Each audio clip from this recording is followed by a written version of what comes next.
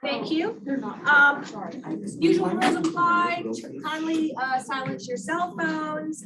Just real quick, also on housekeeping, just wanted to let you all know while I have you captive that we have a cool event celebrating 50 years of hip hop on Thursday at the International House, looking at the relationship between different points of the of different movements in hip hop to social justice movements across the last 50 years. We have some amazing guests. It's going to be a really great event, spearheaded by Raoul Simmons, who's a fellow this quarter working on reparations themes. So with that said, again, welcome to our TikTok on TikTok. We have a great panel here today.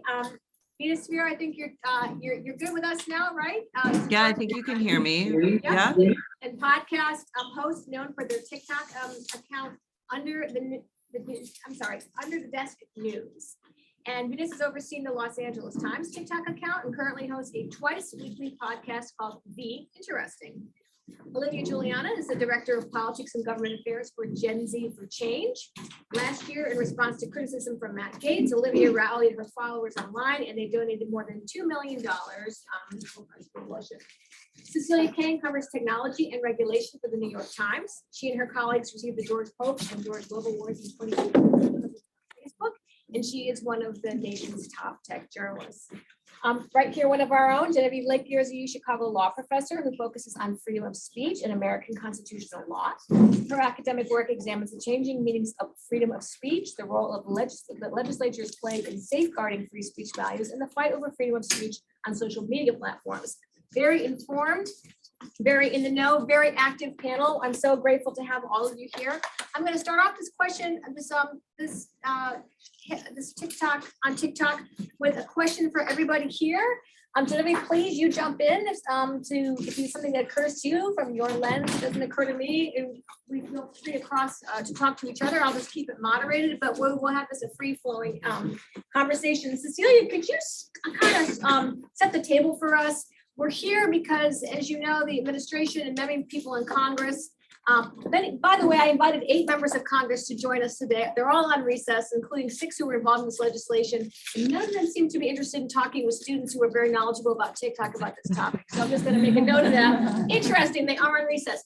So Cecilia, we know the administration and we know many members of Congress want to ban TikTok, get rid of TikTok, regulate TikTok. Set the table for us and what is currently going on in Washington, if you would. Yeah, thank you so much, Jennifer, for having me, and nice to meet you all on this topic. So it's pretty extraordinary in all my time covering technology and policy, which has been more than a decade. I don't think I've seen such swift and bipartisan agreement that technology should be banned in Washington.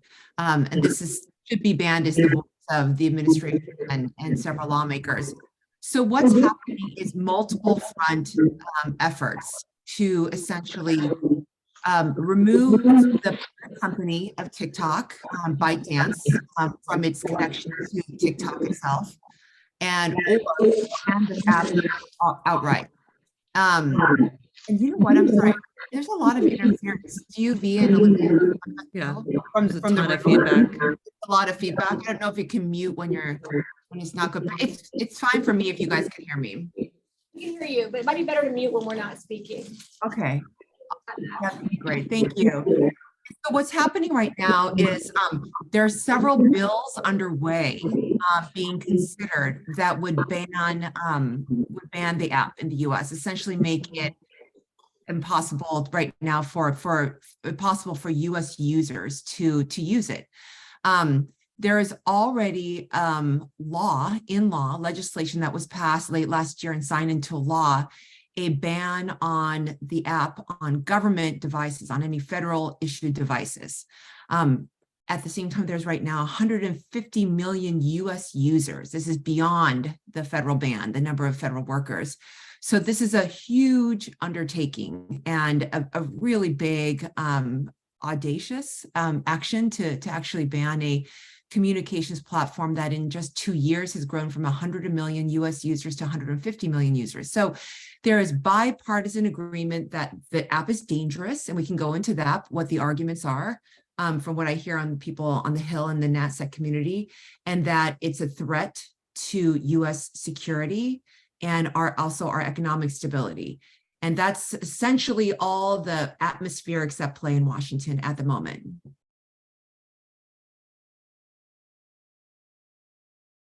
Particularly the national security threats.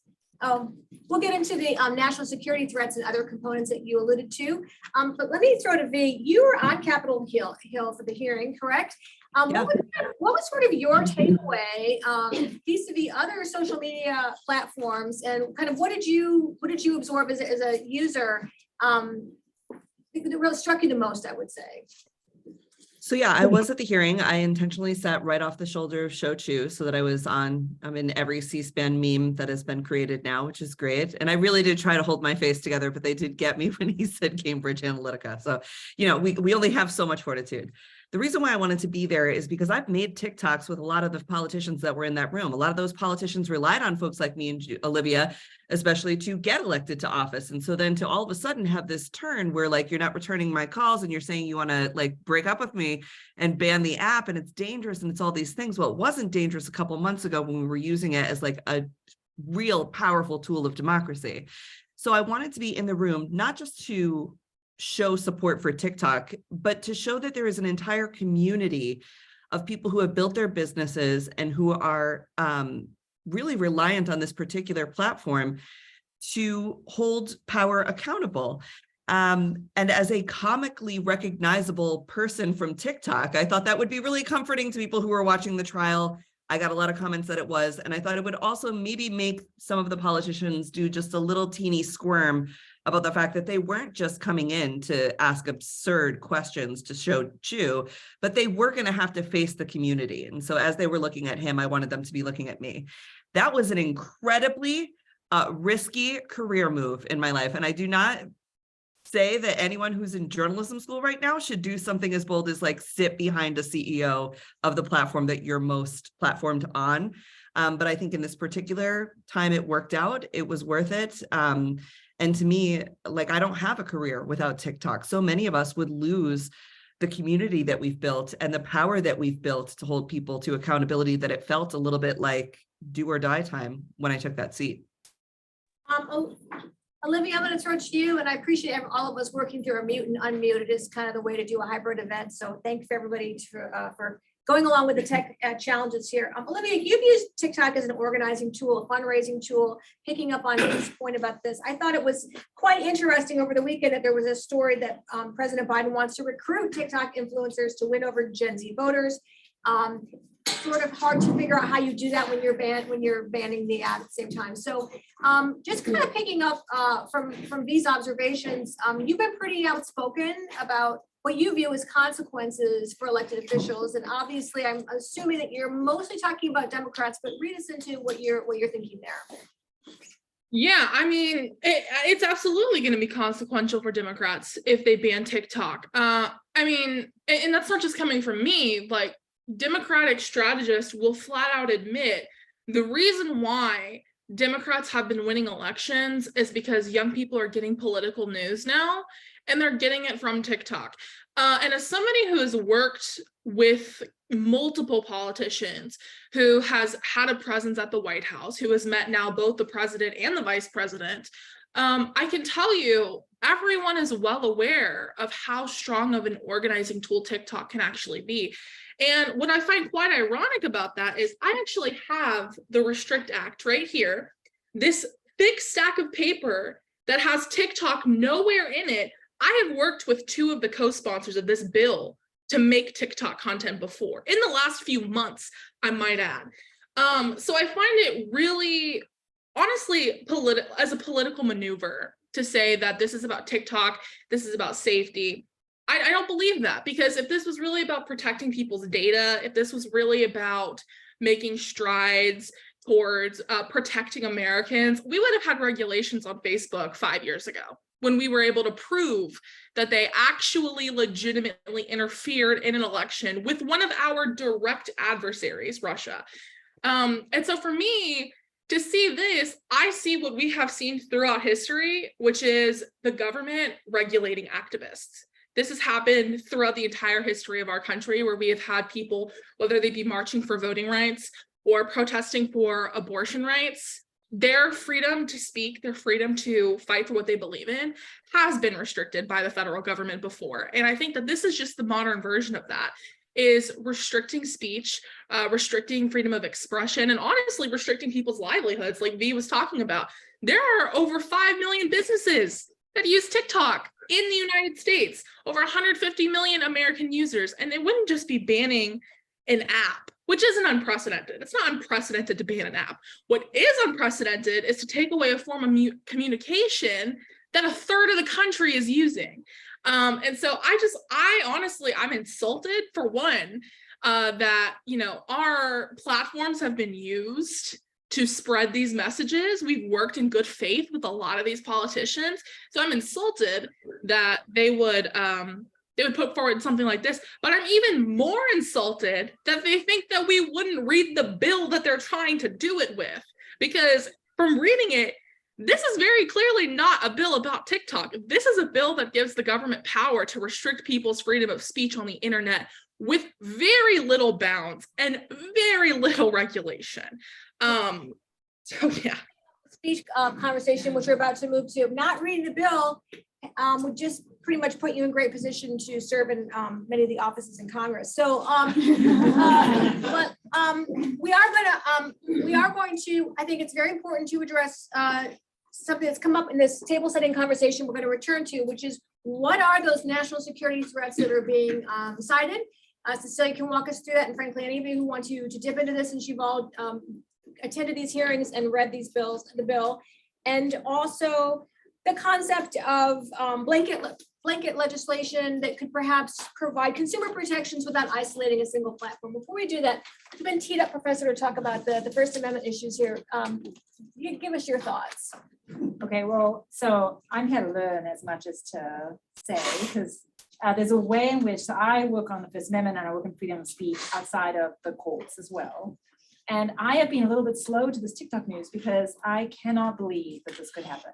I have to say, like, it is incredible. And actually, I want to ask Cecilia a little bit about, when she said this bipartisan consensus, how deep is that consensus? Because as I had understood, the Democrats had been, although the White House seems to be on board, I had understood that a lot of Democratic members of Congress for free speech and other concerns had been less enthusiastic about this bill. And then I'd read reporting, but I have no idea how credible it is. And I bet, you know, maybe pulling at straws. Republicans now, some think that it doesn't go far enough, or that there's some defections from the Restrict Act. So I'm curious about whether or not this would actually happen. If it does, I agree 100% with Olivia that this is unprecedented, that we have not seen the shutting down of a speech platform that is used by so many people before. And it is very hard for me to understand how it could be constitutional on First Amendment grounds as a theoretical matter. So if you just look at the words on the pages in the sort of canonical First Amendment cases, there has to be, when you're dealing with speech platforms, when you're dealing with communication devices, some narrow tailoring between the ends you're trying to achieve and the means that you employ. And shutting down a site that is so full of speech of all kinds, that addresses so many people and is so widely used by Americans, and you have right to speak and you have right to listen. So we have to think both about those people who are producing content on TikTok, but also those who are consuming it. So we're talking about hundreds of millions of people. The bans, if the Restrict Act, I mean, again, okay, so the first thing is, if there were a ban imposed on the app, it seems to me dramatically overbroad with respect to the interests that are being identified, and we can talk about that. And then second, the Restrict Act itself in its vagueness is worrying as well, because of the indeterminacy of what exactly it authorizes the executive branch officials to do. And so also from a First Amendment perspective, vague laws or laws that have this kind of speech impacting effect but you cannot determine in advance, that's a separate line of problems. And so I'm already, like, if it is enacted, there will be, I think, 3 seconds after the ink is on the page, there will be a First Amendment challenge or multiple First Amendment challenges. Now, the reason why that doesn't make me feel like, oh, great, like nothing to worry about. Don't worry, you guys, like there's the First Amendment to protect you, is that we do have a history of courts bending over backwards to insulate the executive branch against First Amendment challenges when there's national security interests involved, particularly involving states that are understood to be deeply antagonistic to our way of life. So when we've seen cases involving the restriction of terrorist or terrorist-related speech, and here we have sort of concerns about China, it's not obvious to me that courts would apply the same First Amendment principles, the First Amendment principles that we're talking about, in an entirely reliable fashion. I don't know what the national security ambit does. That said, in these prior cases, ordinarily what has been involved is foreign speech or foreigner speech. And there is, I think, very problematically, I do not like this about the doctrine, there has been this tendency to weight foreigners' speech interests somewhat less seriously than American speech interests. But a ban on TikTok, although the ban is justified by national security concerns and is about a Chinese-owned company, it would deeply and directly impact American users and American speakers. And so perhaps this is a context in which the national security concerns would not outweigh the First Amendment interests. I'll just say, as a First Amendment scholar, I talked to other First Amendment scholars about this law, and I've not met anybody who thinks it is constitutional, even. Well, Cecilia, I don't know how close you are, and they are in recess, to have your finger on the pulse of the politics of this. The president, this professor talked about possibly some splintering, which we would, and everyone has correctly noted it was the most bipartisan moment in Congress we've probably almost seen in really at least the last 5 years, especially for its swiftness. But let's give some serious consideration to these national security concerns as you understand them. Also, I mean, obviously we were alluding to China specifically. What if the Chinese government has user information? What is the actual fear that can be used? What is your broad-based understanding of those concerns, Cecilia? Yeah. Let me answer that after I quickly address the professor's question about the sort of where the party lines are on this. There is some splintering, and I think it's important to sort of step back and do a little bit of scene setting. As this crowd is pretty sophisticated of students, there's policy and there's politics. And in this case, there's both involved. And the politics involved here is really looming over a lot of the action. And the politics are that there is a massive US v. China battle occurring in Washington. And TikTok is in the crosshairs of it, along with supply chain reshoring, along with lots of decisions based on like hot air balloons above the US, like all kinds that are purportedly from China. There's a lot going on that's involved with this broader battle over economic and security leadership globally between the US and China. And that's where TikTok fits in this. And in that bigger political battle, Democrats and Republicans are absolutely aligned, completely bipartisan. Where it comes down on this issue with speech and TikTok, the professor is right. There is a lot of queasy stomach Democrats who are either quiet or going along with some of this. I think that's what I'm hearing on the Hill. And there are some who are absolutely so concerned about the national security concerns involving TikTok that they, like Senator Warren, who's one of the co-sponsors of this Restrict Act bill, is willing to go forward and give the Commerce Department the authority it needs to be able to ban an app like TikTok. So that's my segue into what the actual national security concerns are. So the idea that the biggest problem right now is that TikTok, in the eyes of lawmakers and the administration, is that TikTok is owned by a company called ByteDance. ByteDance is based in China. It's based in Beijing.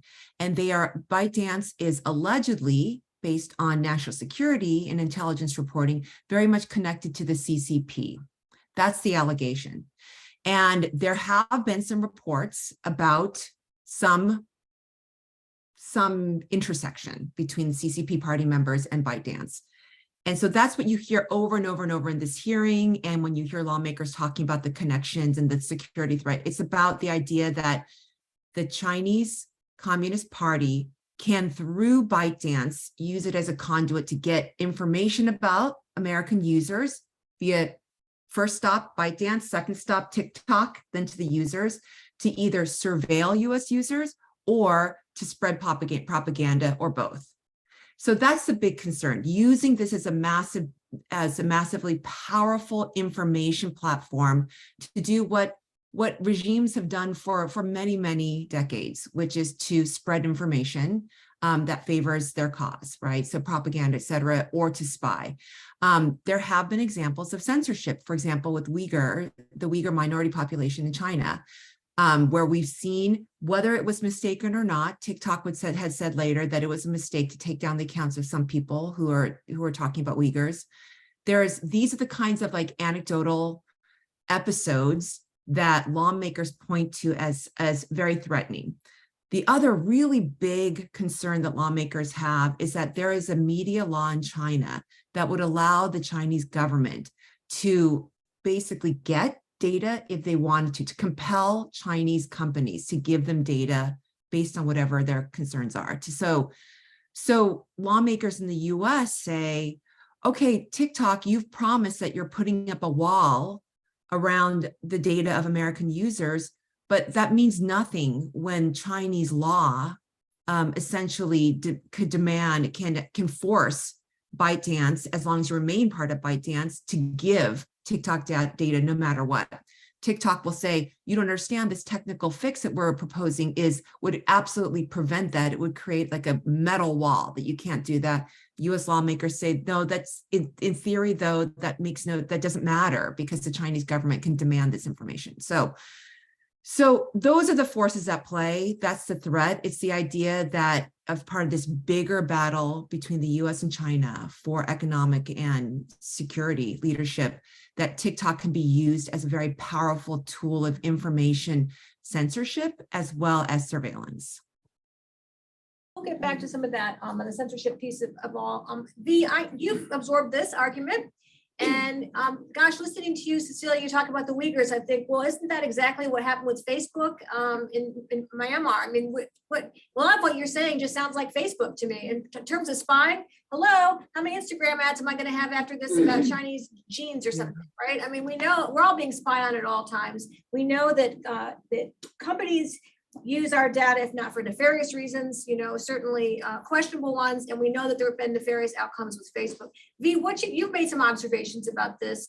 I don't know if you have thoughts about broader, legislation that is specifically aimed at protecting all of our privacies on all platforms. Why you think TikTok's been isolated, but just what's your kind of, when you hear Cecilia talking about that, what's your response? I know you've mused on this before. I think one of the things that comes to mind most front of mind is the idea that Congress doesn't think the American people are educated enough to understand national security risk. Because a lot of the times when I'm saying, show me what they're doing, show me where it's wrong, I'm one of the best communicators on the platform. If people are in danger, let me know, and I will help you let them know that they are in danger, and they can't show me anything. So this idea that hypothetically someday maybe we could get propaganda through the app does not feel like a strong enough reason enough to me to mitigate all of the other good that happens on the app. And we also aren't in China. Part of the argument during the hearing was well, the Chinese, they censor what their people see. TikTok is one of 15 different social media platforms that we have access to that we gain information on. And where I think TikTok does better than the other ones is oftentimes you're seeing a TikToker stand in front of a screenshot of an article that they just read or a bill that they just read that has the New York Times, that has the Washington Post, that has American legacy media that we've been taught to trust as the source. So I think the other thing that we know is when foreign governments have tried to insert propaganda into American media, they haven't been super great at it in a long time. The bots very come off body, and folks are having conversations and willing to cross-check that. They're more media literate, they're more government literate than we've ever been. And a lot of that is because of the education that we've done on TikTok over the last 3 years to get people interested and excited in this. I was on the offline podcast with John Favreau through Crooked Media this past weekend. It's a great episode if you want to listen to it because it has me, then it has an expert on China, and then it has Mark Warner. And we all sort of talk through why this is happening this way. And I don't know if there's such a thing as winning a podcast, but I feel like me and the China expert won because we knew what we were talking about. We knew where we were coming from. And Mark Warner is trying to legislate at something that he doesn't understand. And he's using terms like telecommunications. He's saying that he's a tech guy and then going on to say that he doesn't understand this particular platform. Within his own legislation, it says that if you were to get a VPN, as many people on TikTok have said, well, just get a VPN and you'll be able to usurp any kind of ban. It says in there, if you try to usurp a ban of any platform that the government decides to ban, you'll get a $250,000 fine and up to 20 years in jail. That's for any individual, company, or entity. And he's like, well, I didn't mean it like that. I meant like companies that do that. And John was like, it says right here, individual. That would mean if I, an American, got a VPN and then continue to use TikTok after your proposed ban would go into effect as part of this Restrict Act passing, then I could be up for a $250,000 a fine. And he said, that's disinformation that's being sown from China. And John was like, it's in your bill. You wrote this word. So this is where I'm at with the kind of like, what are the dangers? I think the dangers are an ignorant Congress that doesn't understand the platform they're trying to regulate, that is not doing a great job of communicating any kind of national security that we should be afraid of, that we should be working towards, and who within the language of their own bills is making punishments that they then won't actually stand up and support when they're called on it. So that's kind of where I'm at with Mark Warner in that piece now. So you've kind of eloquently described some of the dynamics between members of Congress who may not be in the demographic of understanding this platform. Olivia, you made this point as well. Both of you, and Olivia, I'd like to hear specifically throw to you on this. Are lawmakers or their team kind of quietly sidebarring with you, or political campaigns and saying, all right, well, maybe this is, or I mean, what's kind of like, what are you hearing behind the scenes, maybe that we're not seeing in these hearings or even reading in stories in response? And I especially am asking this to you because you would be someone who'd be central to political messaging. Yeah, I mean, the phone calls for 2024 campaigns have not stopped. I'm still getting called to say, can you be on the trail? Can we count on you to be part of our social media coalition? That's still happening. And even for like looking at some of the members who have taken, pro TikTok ban stances, I'm still getting phone calls and I'm still getting emails. And so for me, it's very much so like Cecilia was saying, this is not I don't think that this is not about safety. Like, to me, this is not about safety. This is a U.S. taking a faux strong stance against China. That's what I see this as. I see this as a means of political capital. And so I don't see this as authentic. I don't see this as realistic. And personally, I think if you put this bill to a vote in Congress right now, I don't think it would pass, because we've heard a lot of, well, this bill has a lot of bipartisan support. And that might be true that it has bipartisan support in Congress, but on the outside, I want to put this into scope for people to understand how truly insane this is.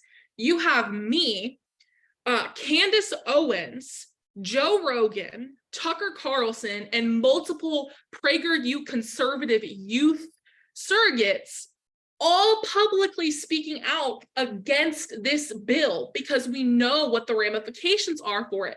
When you have people who are actively talking poorly about each other in the public sphere coming together against a bill that has to do with China, that should tell you everything you need to know. Under no circumstances should I be agreeing with Candace Owens. And yet here we are both using our respective platforms to talk about the security ramifications of this bill. Like Vee talked about, there's the fine aspect of it. For me, my concern is this empowers the federal government to have certain security powers to do certain things, including surveil certain people, if they believe them to be in accordance with a regime that they deem as a foreign threat.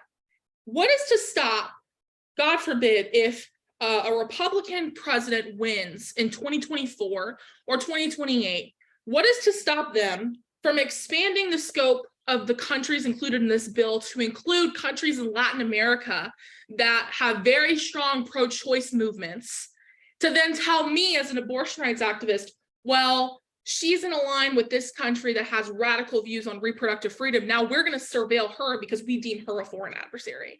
Where's the line here? Where do we stop?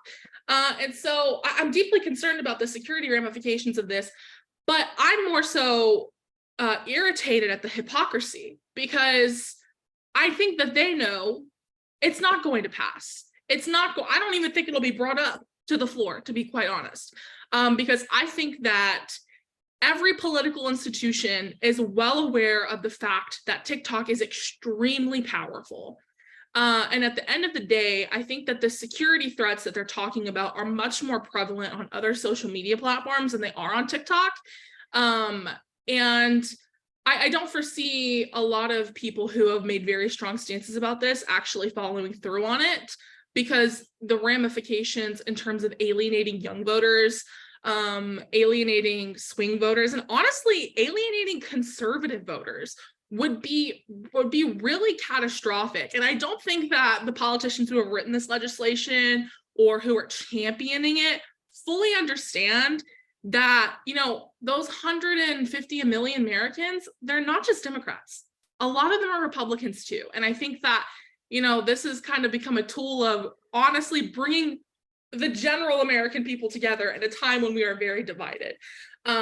So I fully believe that, you know, you'll still see me in a year articulating political news on TikTok, and you'll probably see me in a year working with some of the politicians who have been outspoken and supported this bill. Yeah, pretty interesting that TikTok is bringing the country together. I venture to say probably either party would use any kind of broad legislative or executive branch power, however, or if it's legislative, whatever it is, to pick favorites, as it were. Can I add something to that, to what Olivia just said? Marsha Blackburn from Tennessee, who's a conservative politician, right after the TikTok hearing, called TikTokers Chinese propagandists. She said anyone who supports TikTok is on TikTok is either on purpose or on accident a Chinese propagandist. I had members of the media and other politicians tell me by sitting off Shou Chu's shoulder, I had ruined my career and I was now going to be aligned with China, which is not true. And I think is also incredibly dangerous to tell American journalists, like, you're now a Chinese propagandist out of nowhere. Just to like throw that kind of terminology around is awful. And so I am concerned, like we said, with these broad stretching powers that the federal government would have. If you get a politician in great power, or even a Congress in great power, or an assigned member of the committee, the Commerce Department in power, who says, all right, well, everything flipped over now. We won. I want every single person who was on TikTok talking badly about our party, advocating against us, to be locked up for what? Make it up. Defamation, Chinese propaganda, spying. What are they going to say that it is? They've already shown out that there are no boundaries to how far we will go when it comes to attacking each other. I would be genuinely concerned if the Restrict Act passed and Marsha Blackburn was in a position of power to not call me out as a face of TikTok and now a Chinese propagandist or a TikTok shill, and say, we're going to arrest Spehar for perpetrating propaganda and harm against the United States of America. I think that is a very real possibility, and that is a very scary power for them to have. We're going to. I'm sorry. I want to add to that too. I think that aspect cannot be overstated enough. Like it's so incredibly important. But another aspect of this, I think, is really getting lost in the shuffle of this whole US versus China thing is literally not 2 years ago. We saw, and even now, we have seen a dramatic rise in hate crimes against Asian Americans, and specifically against Chinese Americans. And I think that it is perfectly reasonable to talk about the Chinese government, but we have to be very intentional with the language we're using about that, as to not alienate the Asian American people who live in the United States right now, and to people who say like, oh, well, don't tell me language isn't powerful. It's because language is what incited an insurrection against our capital. Like, we know that language has power and the words that we're selecting matter. And when we're talking about TikTok, we need our elected officials to keep that in mind too, because this, like, whether intentional or not, this is creating polarization towards different nationality groups of the people, not the governments, the people. And that is an extremely important point that I have very rarely seen people bring up when we talk about this TikTok conversation. I want to have an opportunity for people in the room to ask questions. I just want to quickly go back to you, Professor. You've heard you've been listening here for the past 15 minutes. What, especially in terms of federal power, but generally speaking, depending from what you said at the top here, having listened to this, what are some of your observations? What's your top line? I guess I'd say two things. So one is, I think V and Olivia's points. I think they make clear how problematic a lot of the justifications for the bill are constitutionally. So I think there are two primary justifications. One is national security data privacy, and the other is this concern about propaganda, and they get mixed up together. And in propaganda, I'll just say, from a First Amendment perspective, the way to re-articulate this is the government wants to ban TikTok because it's worried about the messages that TikTok is communicating to American audiences. That's typically not a kind of concern that the government is constitutionally allowed to take account of as a justification for restricting speech, because it's essentially the government saying these messages are good, these messages are bad. And I think the Olivia's conversation suggests that, you know, that's problematic, even if in any given moment we think the government's correct in what it thinks is good and what's bad. Tomorrow we may disagree, and the effect is going to be real manipulation or undermining. That's the worry of the speech marketplace. Now, I think the defense of the government would be, no, we're not really worried. We're not trying to interfere with American speech interests. We're not trying to manipulate the American marketplace. It's just about China. But I think this conversation, really nice, clearly underscores how that's impossible to separate, right? The whole concern about Chinese propaganda on TikTok is that American speakers and listeners are being manipulated by Chinese propaganda. So basically the government saying, we don't trust you to participate in this information economy autonomously. And that's that kind of paternalism the courts have, again, with the caveats I had at the top, that's really like the worst kind of justification the government can come into court bearing as a means of defending itself against a First Amendment challenge. That's a very, very hard road to hoe under the First Amendment, because it looks like this is viewpoint discrimination, and viewpoint discrimination of all things you are supposed to do is the one thing the government's not supposed to do, and that is what it's saying it's doing. So I think, leaving aside all the other complexities of the law, the extent to which this concern with Chinese propaganda keeps influencing the conversation about this law is very bad for defending the law against a constitutional challenge.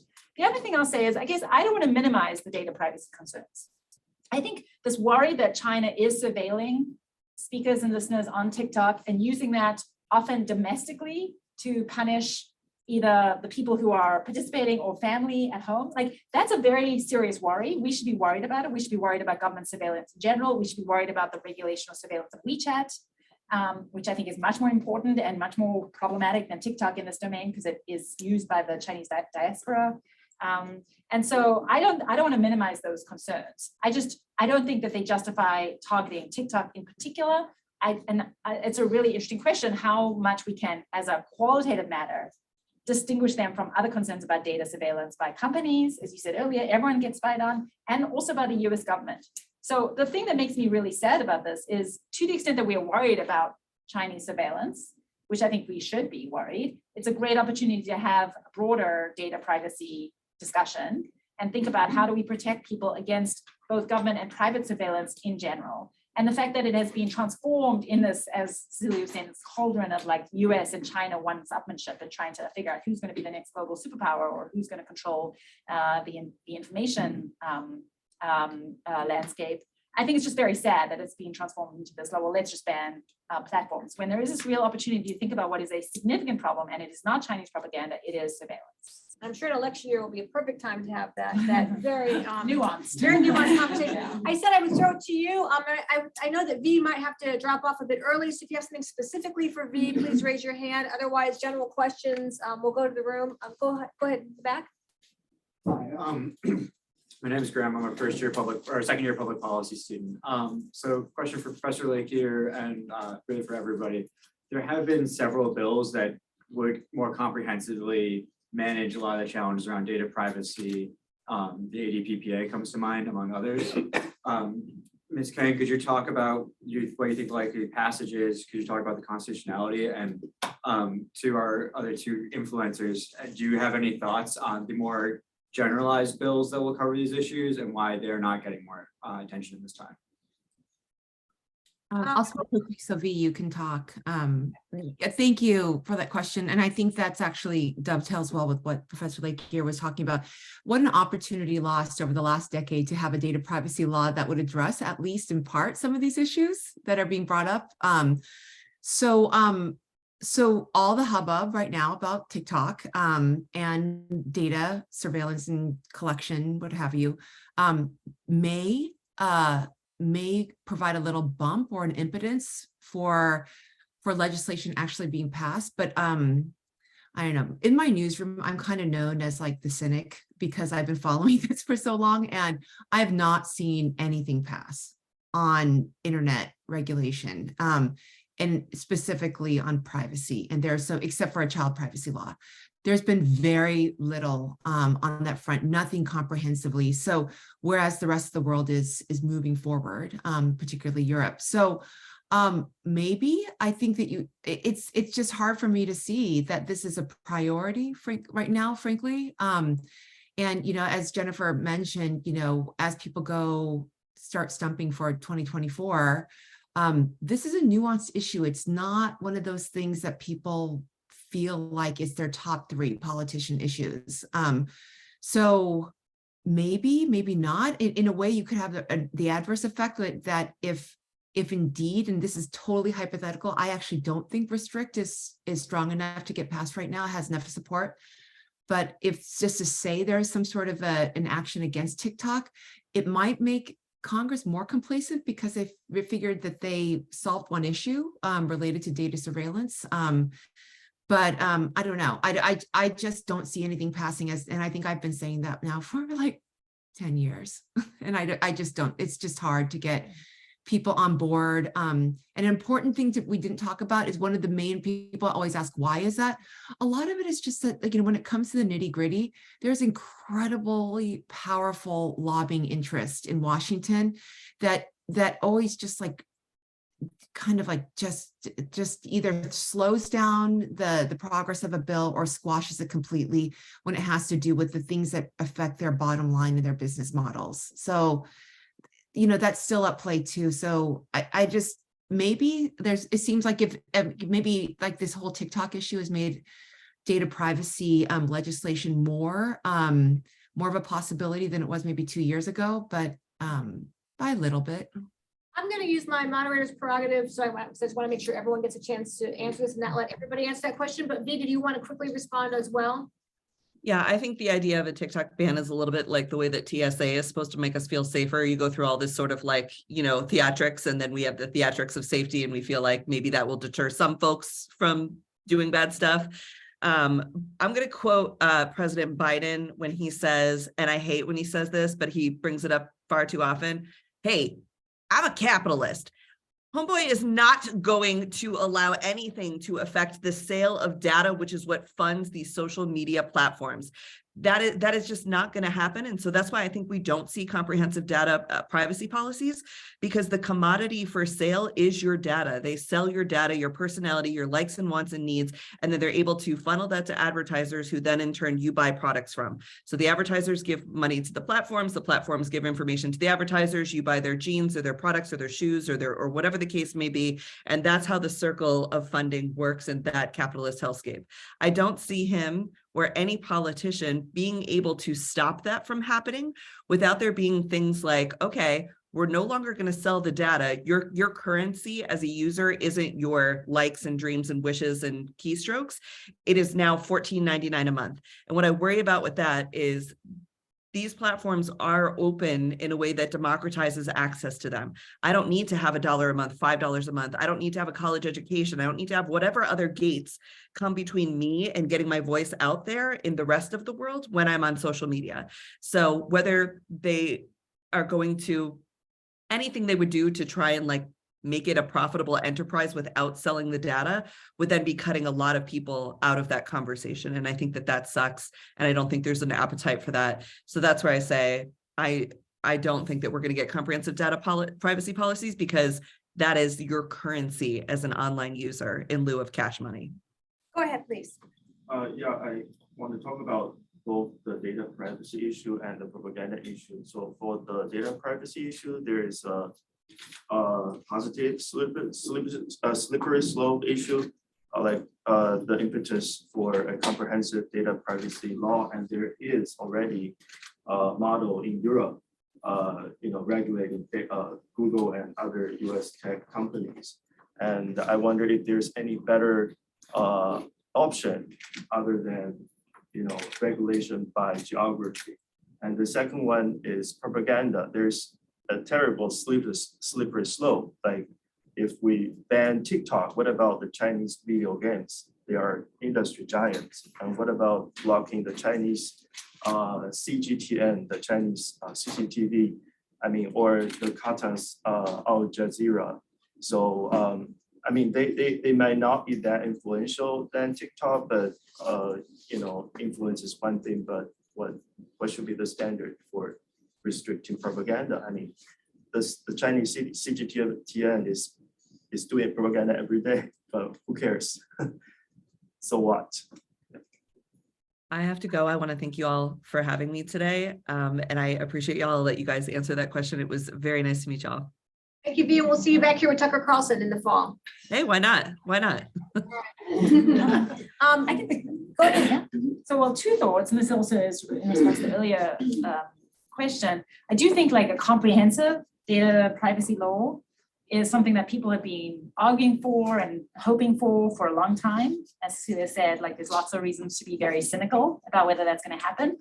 I think the missed opportunity with TikTok is not so much this like holy grail of European style privacy regulation, although I also do want to raise a question about how effective the European style privacy regulation is, because both European and American regulators don't want to regulate to an extent that they destroy the business model of these underlying platforms. And so there's just a question about how effective it would be, but definitely Europe is doing more. I'm not hopeful about that. Yeah, I think the missed opportunity of the TikTok problem is thinking about government surveillance in particular as a separate problem. Now, there is this question about whether or not you can separate government surveillance and private surveillance, because of course there are data markets and governments are free to go to the data markets to buy data. But the thing is, a lot of the big social media platforms they conserve their data. It's their proprietary stuff. And so it's not obvious to me that the markets are fully replicable, that if you prevent governments from directly harvesting data from companies that they control, say TikTok, that's going to be, they can just go to the private. I know there's arguments you made. China can just go to the private market and get I'm not sure. That's an open question. So it is a possibility, at least I would like some conversation about whether or not there is anything you can do to protect, say, companies like TikTok against Chinese control by giving them some kind of legal recourse in the US or other companies. So that's, I guess, what I was talking about, not a comprehensive model. I think that ship is not sailing in the US. And if anything, I think the trajectory is the opposite direction. Like a lot of the new social media laws that worry about trying to give parents more control of their children requires forms, it opens up the door to eroding what privacy protections we have, because there's age verification. It looks like there's going to be de-anonymization in some contexts. I'm actually very worried about what the future. I think we're going in a different direction where there's efforts to create new kinds of control, particularly over children, and that actually could erode what very minimal protections we have had so far by the general First Amendment commitment to anonymous speech. On the propaganda, I agree completely. It is a terrible slippery slope, which is why I think we should take it as a very real and serious problem. Now, again, under our constitutional law, at least as understood so far, the way that the government gets to deal with foreign propaganda is by labeling speakers who are foreign agents, which itself is controversial. I have my thoughts about the cases that deal with this, but we have FARA, which is if you are being paid for or controlled by adversary, a foreign government, to spread their message, then you still get to spread your message, but you have to register. There has to be a whole set of disclosures. That's the compromise position that the US has typically taken. We don't get the information out, but we give listeners some information about who is being paid for. That's a model that could be taken here. But again, the problem, I think, is really about domestic audiences who are not foreign agents. It's about this amorphous spread of propaganda through Chinese-owned companies like TikTok by people who are actually not Chinese propagandists or foreign agents. And that, I agree with you, is just very worrying. And I also think, to be clear, unconstitutional. Also, who's doing the labels? Because if you're Elon Musk, you can proclaim somebody part of a government media. Complicated question about how do you create the registration list? Any questions on this side of the room? Questions? Go ahead. I wonder whether there's an opportunity here in the sense that China notoriously has a huge censorship regime to keep people from knowing about Western influences, or to know that not only was the century of humiliation of China, but also China was welcomed into the World Trade Organization and so on. So it would be very embarrassing to be denouncing the censorship regime and banning TikTok. But I wonder whether it's an opportunity to say we in the US, we're open to propaganda messages of every kind. And we urge you to take up this model as well. That is, it could be an embarrassment to China to say, we're open, you're not open. But that suggests another way in which less a matter of, well, protecting privacy than having more transparency, including knowing who is presenting or funding messages. And it wouldn't necessarily be just foreign messages. It would be in relation to campaign finance instead of restricting spending for well, election propaganda.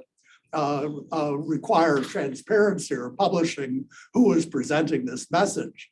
So that, and related to that, the idea that a lot of this information is a public good.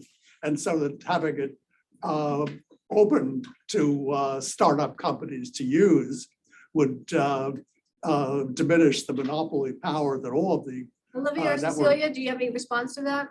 Yeah, absolutely. I think you make an excellent point. And that's kind of the general opinion that I have is America should be open to hearing propaganda. And instead of saying, well, we should ban this, what we should be doing is we should be teaching people media literacy tools and teaching them how to fact check information and teaching them how to use technology to find out who is sending what messages.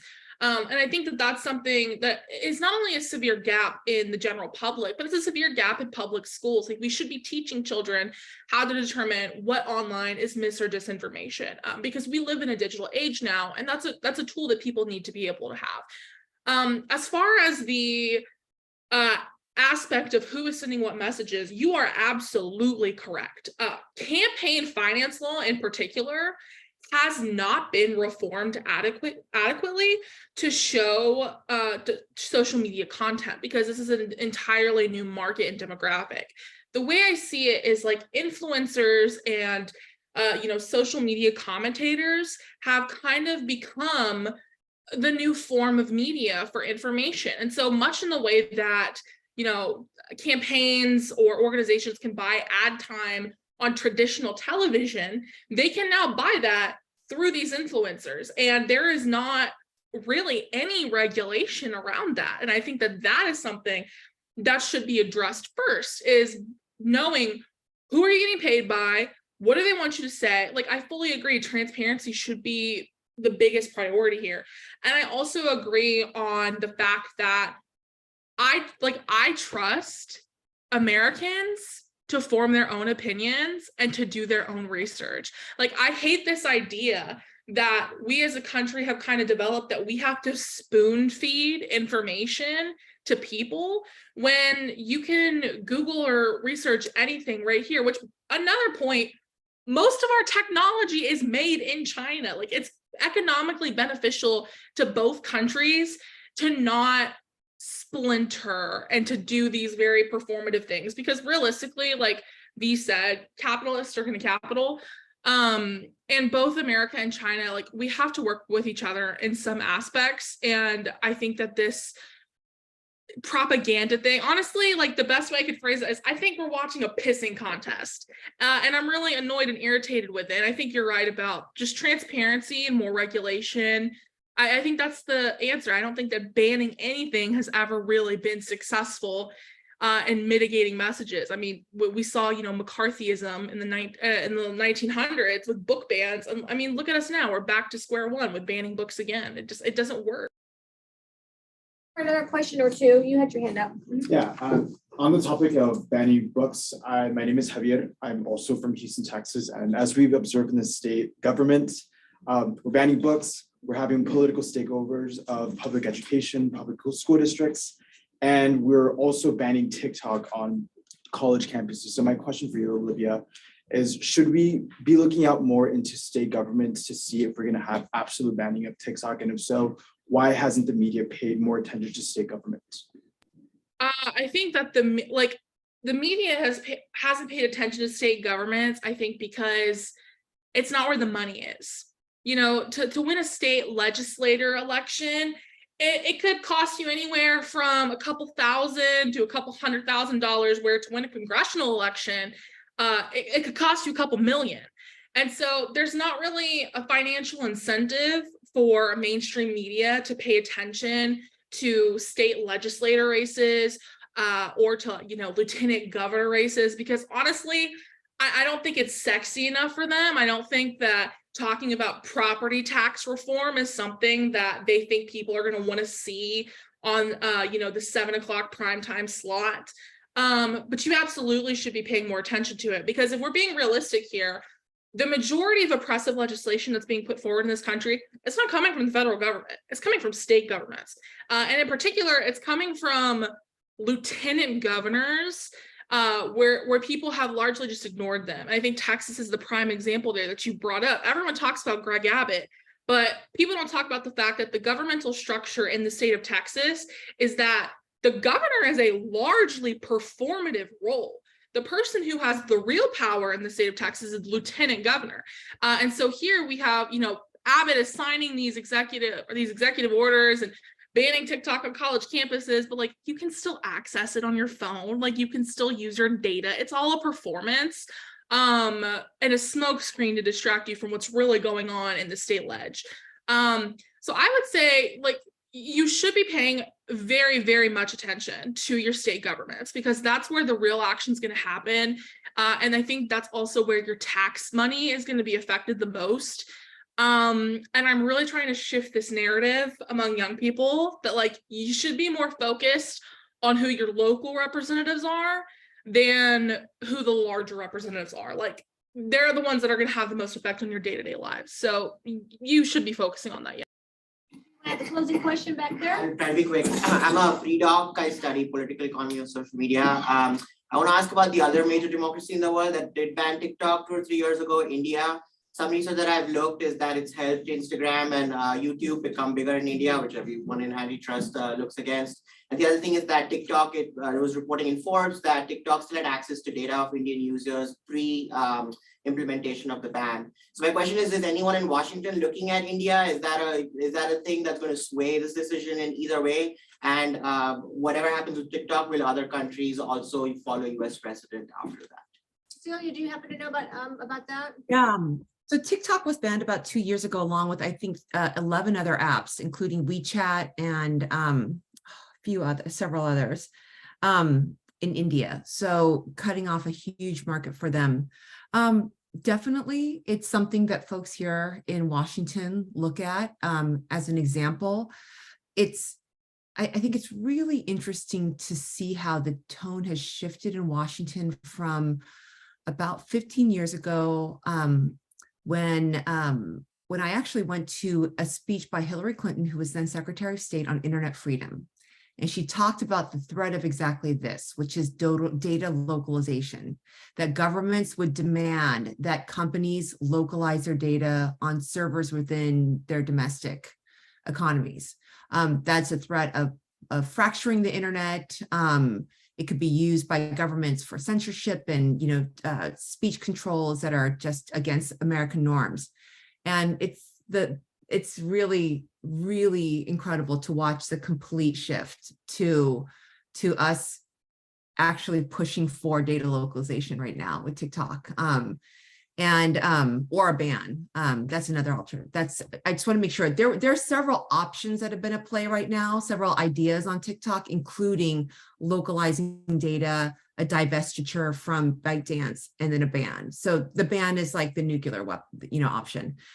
So I think that there are lessons to be learned. I think a lot of people in the administration, the current administration, are queasy about going too far down that road where things are so fractured. But, at the same time, the administration can't say that they want to fight China for economic insecurity on economic security grounds without going down this path, and that's what they're saying. So it's kind of like that ship has sailed.